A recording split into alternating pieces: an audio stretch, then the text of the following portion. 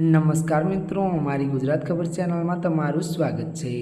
મિત્રો, દેશ દુનિયાની તાજા ખબર જાણવા માટે અમારી ચેનલને મિત્રો તમે અત્યારે સબસ્ક્રાઇબ કરી દેજો। અત્યારે હાલની સૌથી મોટી અને દુઃખદ ખબર સામે આવી રહી છે। જી આ મિત્રો, આપણે જણાવી દઈએ કે વાત કરીએ તો ગુજરાતમાં ભાજપ નેતાની હત્યા। વિગતવાર વાત કરીએ તો સુરતના ડેડોલી વોર્ડ નંબર ભાજપ યુવા મોરચા 21 વર્ષીય ઉપપ્રમુખ જય દલાલની તિનક્ષી હત્યારાઓના ઘા ઝીંકીને જાહેરમાં ક્રૂર હત્યા કરતા કાયદો વ્યવસ્થા સામે સવાલો ઉઠ્યા છે। મળતી વિગતો અનુસાર વધુ આપને એ પણ જણાવી હતી કે વાત કરીએ તો મૃતક ધારાસભ્ય ત્યારે સંગીતાબેન પાટીલના નજીકના મહિલા અગ્રણીના પુત્ર હતા અને વધુમાં જણાવી દઈએ કે અંગત અદાવતમાં પાસા હેઠળ જેલમાંથી છૂટેલા મિલિંદ ત્યારે ચકલી અને પંકજ પાટીલ સહિત 3 શખ્સોએ હુમલો કર્યો હતો। તો વધુમાં વાત કરીએ તો માતાએ આરોપીઓને ફાંસી સજાની માંગ કરી છે। અત્યારની દુઃખદ ખબર મળી રહી છે।